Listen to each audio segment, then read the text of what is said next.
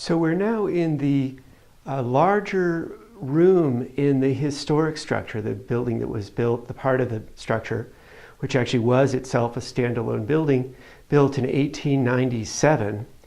And what we've done is we've completely changed this particular room.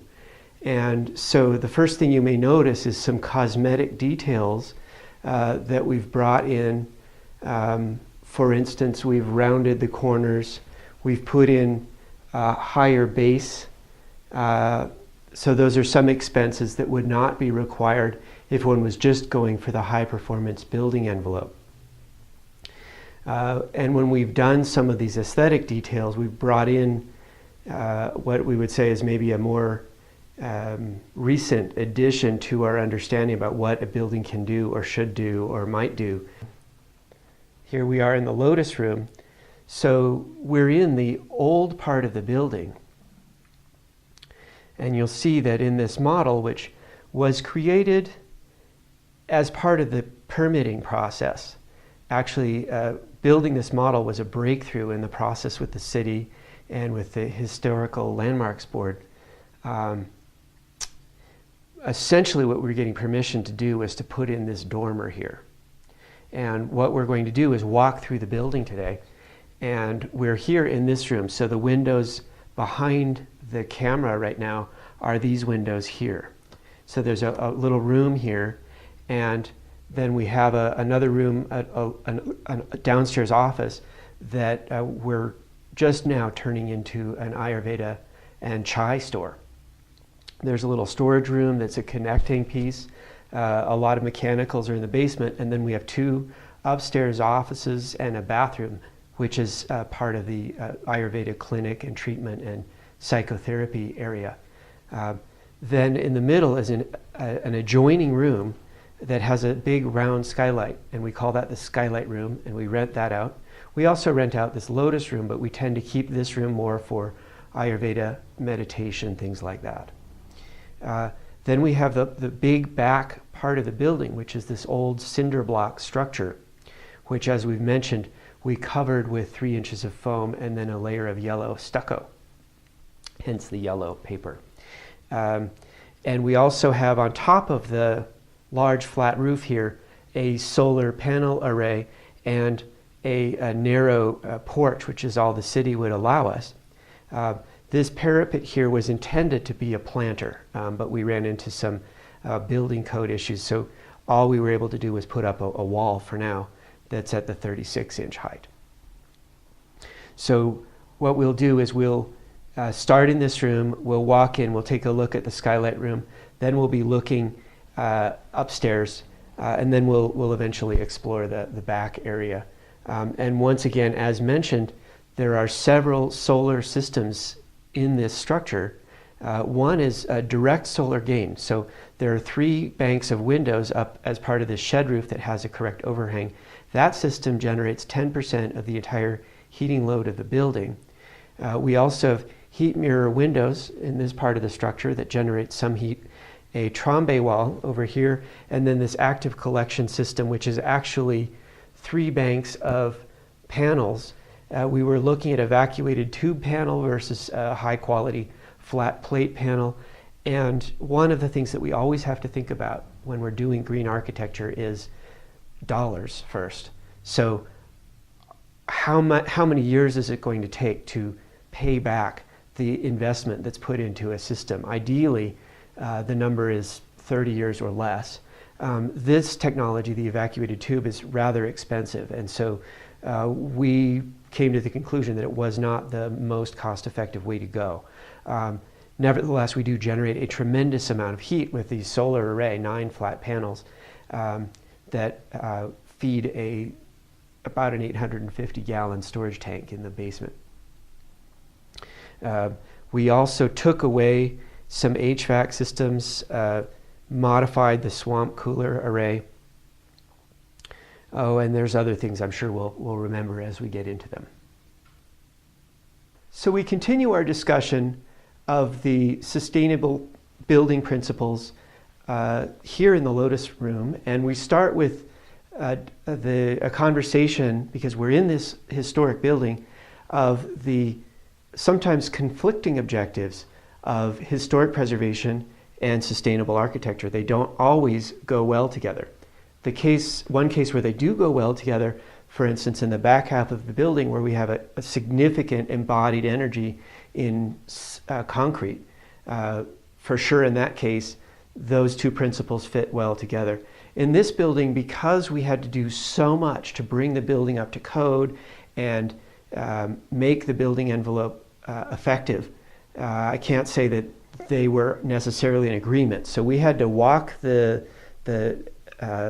razor's edge and do what we had to do for historic preservation, and then do everything we could to create an effective building envelope with all of its systems woven into this historic building. So looking here at this window, coming back here, the wood in this window was probably hand planed in 1897.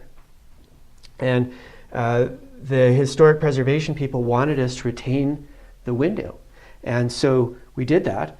And the sashes themselves are original, more than 100 years old. The lights have been replaced with a thin, I think it's just a thermopane window. I don't think we could get heat mirror in here. And of course, because we have these old windows that were handmade, we have a potential infiltration issue. And there are some ways to deal with that. We can work on putting in some copper wind shields. And one of the interesting areas where we had to deal with this was, these are old windows and they have the iron weights that move up and down with the window sashes. And so there's a sash pocket, which in the original construction, we have brick on the outside and then this actual 2" by 4" framing that forms the sash pocket. When we opened it up, you could see daylight through various places. And we have 100-mile-an-hour winds in the winter coming up against this wall. That's a problem. Because we had to retain the old windows, we had to retain the sash pockets or the windows wouldn't operate properly. We could maybe give up some windows, but we didn't want to do that. So what we did is we put Reflectix bubble film. It's a sandwich of foam and Mylar, which gives you about R15 when it's installed correctly, around the sash pocket. So we created an insulated sash pocket. The people who are the professional window restorers, they had no idea about that. They had no idea what to do about the sash pocket. So that would be an incidence of having to solve a problem to create, to meet design objectives while meeting other requirements of the site. In addition to that, we had to do a lot of things with the structure, especially in this old building. And I'm going to let Peter describe some of his experience and what was done here, because there's kind of a story in various parts. We started off making a topographic map out of the floors of this building in order to see where the building had actually settled. And knowing that the foundation was very old and was built on dry lime mortar, which was used late in the 18th century. Portland concrete didn't come into the country until 1904. So we had some settlement issues, and starting with the topographic map, we knew where to raise the floors of this building. So we used 20-ton jacks and moved everything up to where they were. We created new load-bearing points in the basement. And with the intention of taking those load-bearing points all the way up to a new ridge beam in the roof. And that new ridge beam was also going to support the dormer that we added on to increase the passive solar of the building. So we had many new structural members added to the wall. And even in this room itself, the floor joists were joined in the middle of this room, and there was a supporting wall at some point. Whoever, a previous owner, took that wall out, and so you had an unsupported floor up there that has subsided several inches. And it's fortunate that Vardon didn't wind up in this room in a pile of desks and chairs and whatever. So we added a structural member right in the center. I'm going to try to point at that right now. If you can see that. Right there. I'm going to back up a little bit. So we added load points for that too. And why don't you show the corner detail that we provided to mitigate the experience of the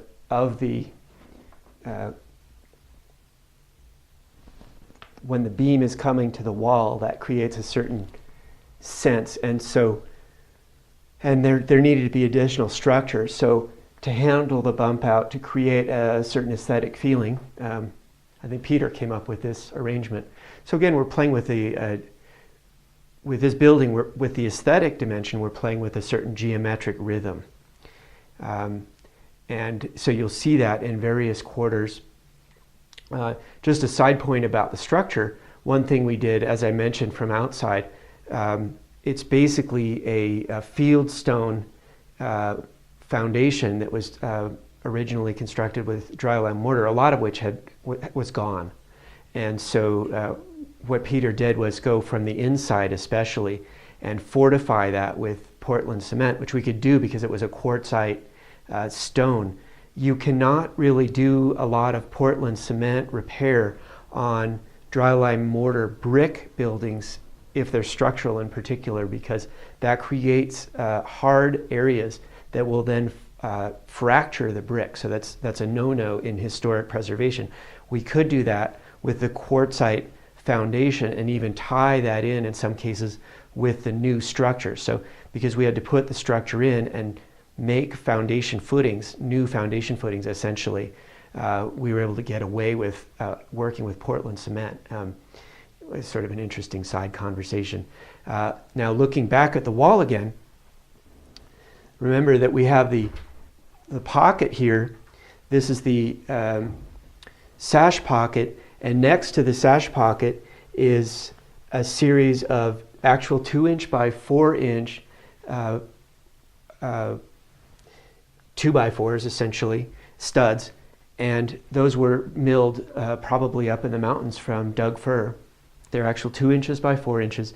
Now remember, we have 100-mile-an-hour winds coming up against the building envelope in the winter, icy cold.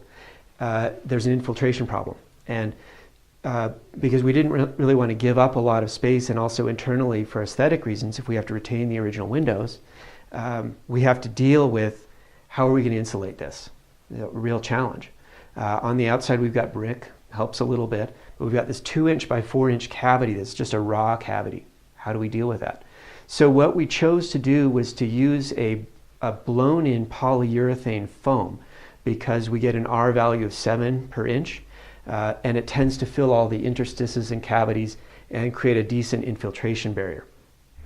Now, on the subject of sustainable architecture, what we need to do is look at green building, and we considered the soy-based polyurethane foam, but when we went a little deeper, we were paying quite a bit more money for the soy-based material, and it's only about 3% soy, so it really is still a polyurethane foam which will outgas. Polyurethane foam outgassing has carcinogenic effect. So what we did is we went with standard polyurethane foam and then put a layer of plastic on the inside to isolate the toxic load of the insulation treatment from the inhabitants and the users of the building. This is a healing center, this side of the building in particular.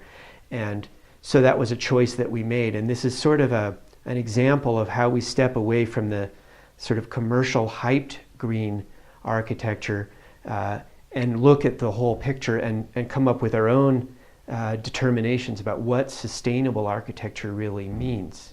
And you'll see some perspectives that you might not see in the ordinary or common green movement. For instance, this carpet is a standard commercial carpet. This is a heavy traffic commercial building, and the pop bottle carpet does not hold up very well in a commercial environment. That's our experience. We've put them in several times. This carpet is designed to last a very long time, and so if we look cradle to grave in terms of cost, it certainly outperforms other carpets. But I think even in a sustainability equation, because what do you do with the pop bottle carpet when it's gone? There isn't much you can do. There's some recycling efforts, but most of that is not reused again.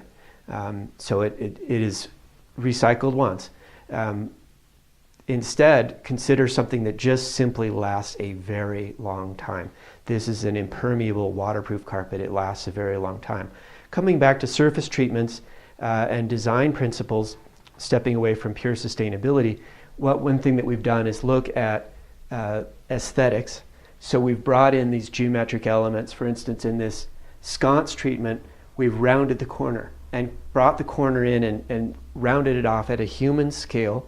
There's an equilateral triangle here, and if you look here, this is essentially a golden rectangle pattern from the bottom of the sconce, and then the sconce itself has a very pure geometric shape, very clean lines. That's an aesthetic that has been brought into the building just to make it feel comfortable to be in the building. Another design principle I like is going in with a slightly thicker base. I find that a bigger base makes the building feel more like a temple. It also brings the energy down to the ground. Just the experience, the building, the wall feels rooted in the ground, and it creates a sense of peace in the building envelope. Okay, we're still in the Lotus room, maybe the heart of the building in a certain way. Very dear to my heart, this room. Well, before we move on, I want to introduce a conversation about mechanical systems. And the reason is, it's the mechanical systems, we're talking about heating, cooling, things like that. These are the systems that are going to consume probably the most energy of the building during its lifetime. So it's definitely, in a remodel, it's definitely an opportunity to pick that up, see what we can do to improve the building performance in general. And so what we've done is we've put in hydronic heating, and basically there's water tubes under my feet that are heating the entire building, and those are preheated from the solar panels and the big tank in the basement with a Booterus boiler that's about 97% efficient. So that's definitely how we want to heat the building as much as we can. But meanwhile, we inherited a building that has an HVAC system. So you can see the chase here in the vent. And the thing about that is you've got the ability to move air through the building. Now in a remodel, especially if it's an older building, if it's like the flexible ductwork that has the fiberglass in it and maybe broken and so on, that's just a trap for parasites. So the best thing to do is just to throw that away. Sorry, the best thing to do is just to throw that away or get it cleaned while you still have a lot of dust around. Deal with that. But the advantage of having these two systems working together is we have, first of all, a cooling system, which is great. We also get air changes. So we also have the ability to move some air through the building envelope. Another project I worked on is sort of a tower in shape, so that it can be an important destratification system. And so that's allowed when you have a really smart thermostat like this modern Honeywell here. So the one thing to watch is that in this case, for instance, we have two control systems, two thermostats. And this thermostat, you pay a little more for this, for a hydronic system. So we have a lot of different zones, each of which has a setback timer. So that allows us to control the heating cycle in each different zone, each different room, as they're going to be used. That is another major efficiency gain, setback thermostat. But in this case, it's setback per zone. Very nice. And then there's manual temporary overrides and options like that. Same thing here. The other advantage of an HVAC system, in addition to your hydronic system, is the HVAC. First of all, if you have a sudden decrease in temperature, say, you can kick a little heat into your building envelope. And it really is nice to be able to do that because the hydronic is slow. It doesn't heat the building in 10 or 15 minutes the way an HVAC system is. And in this climate, should this system fail, and it's really dark and cold, this system can be set to kick in and keep our pipes from freezing. It's a nice feature. So we're entering now the packing room. And what I want to share with you, another thing that we brought throughout the building, are these curtains. Now, one thing we're really working to do is to reduce the toxic load in the building envelope. So in addition to using low VOC paint and that sort of thing, a fabric like this, which is a nice solution. So I'm creating a storage opportunity, an opportunity to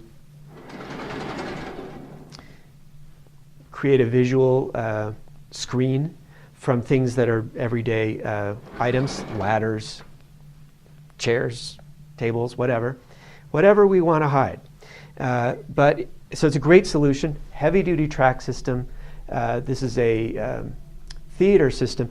The advantage of going with these curtains is that the fire retardant is not the chemicals that are commonly now in furniture, children's toys that are known, hormone disruptors, carcinogens, banned in California in some cases, but they're still using other chemicals as fire retardants, and the more we learn about them, the more we really don't want them in our built environment, especially in a large, expansive piece of fabric like this.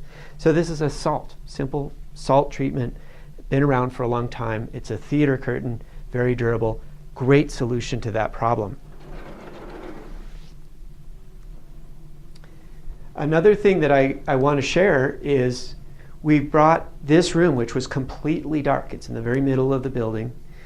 We brought some daylighting in. So got a lot of light on today, but normally there are no lights on in here, and it used to be this room was completely dark. You had to flip the light switch to do anything. So now we've brought in daylighting 2 different ways. We've restored an existing wall penetration. We had to put in the fire door to meet fire code. And then we brought in a light shaft under a skylight. And that skylight really makes a difference in the room upstairs. So daylighting, very important theme. If you can bring that in, it's a very elegant solution and significantly improves quality of life. So light, people like light in their space. What I'm going to show you now is the mechanical room down below. It used to be that the access to this basement area was on the other side of this wall. This is was an exterior wall when this was an old building. This was probably the back porch or something like that. And there's a stairway that goes down into the basement. We actually closed that off, and in that stairway, that's where we put our 850-gallon water storage. And instead, now we have a trap door where we can get access to all of our mechanical systems, phone, electric, everything like that, computer. We did wire the building with Cat5, brought it up to snuff so we could reduce electromagnetic radiation from Wi-Fi if we choose to do that. And we did some improvements in the basement that originally had a dirt floor and just stone walls, and we poured concrete, put in a drain, and we installed frames for all electrical and hydronic systems down in the basement. So now it's much improved in terms of a utility room. And then there will be a light that will turn on automatically as I descend.